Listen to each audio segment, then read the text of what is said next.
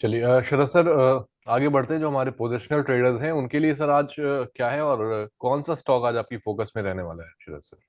जी तो देखिए, कल अडानी एनर्जी सॉल्यूशंस के रिजल्ट आए हैं। कल हम लोग ने शायद स्टॉक डिस्कस भी किया था। यहाँ पर आप देखेंगे जी। तो रिजल्ट काफी अच्छे हैं।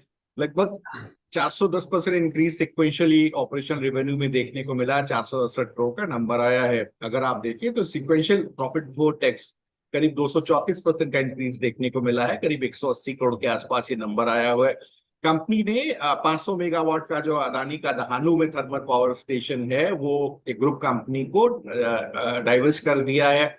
जो इसकी ईएसजी फिलोसफी है उसके हिसाब से अगर आप देखें तो इसके बाद तीन नए इनको ऑर्डर्स मिलते हुए दिखाई दिए हैं ट्रांसमिशन प्रोजेक्ट्स के अंदर Q2 में, जिसमें जामनगर गुजरात में एक प्रोजेक्ट है। इसके अलावा मुंद्रा में और क्वाडा में एक फेज 4 एडिशन है। करीब 2049 का जो कि अंडर कंस्ट्रक्शन है।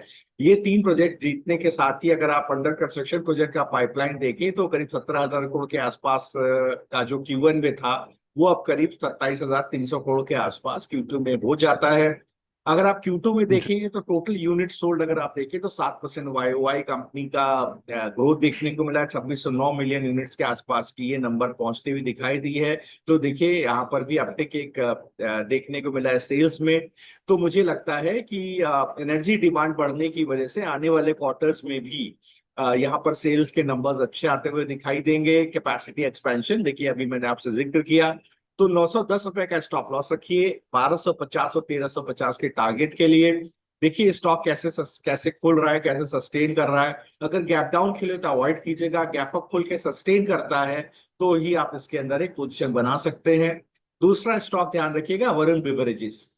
तो यहां पर देखिएगा रिवेन्यू आप देखिए तो सिक्वेंशियली करीब 22%, इबिटा करीब 30% के आसपास बढ़ता हुआ दिखाई दिया है। पैट में एक बहुत अच्छी 24.5% की ग्रोथ आपको आप देखेंगे तो 9 मंथ ऑफ फाइनेंशियल ईयर 24 में विजावी 9 मंथ ऑफ फाइनेंशियल ईयर 23 आपको दिखाई दी है। ये यूएस नॉर्म्स जी। फॉलो करते हैं बेसिकली, क्योंकि कोका कोला की बड़ी फ्रेंचाइज है। आप देखेंगे तो कार्बोनेटेड सॉफ्ट ड्रिंक का सेल्स हाईएस्ट है 76%, और जूस सेल्स 8% आया है, जो Q4 फाइनेंशियल ईयर 22 के बाद सबसे हाईएस्ट नंबर यहाँ पर आता हुआ दिखाई दिया है। इबिडा करीब 30% बढ़ता हुआ दिखाई दिया है, जो करीब आप देखें तो 11,511 मिलियन, और इबिडा मार्जिन करीब 117 बेसिस पॉइंट 24% के आसपास का क्लॉक हुआ है Q3 ऑफ कमेंसमेंट ईयर 24 में, जिससे जो कि ऑपरेशनल एफिशिएंसी को दर्शाता है।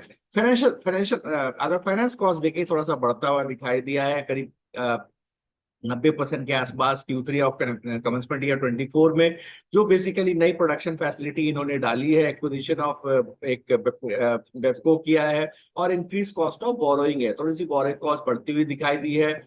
आप देखें तो 49% of consolidated sales volume low sugar और नो शुगर प्रोडक्ट से आ रहा है 9 मंथ ऑफ कमेंसमेंट 24 में। ये दिखाता है कि नंबर सस्टेनेबल है आने वाले समय में भी। तो देखिए वरुण बेवरेजेस के नंबर्स अच्छे हैं। मुझे लगता है 565 का स्टॉप लॉस लगाइए।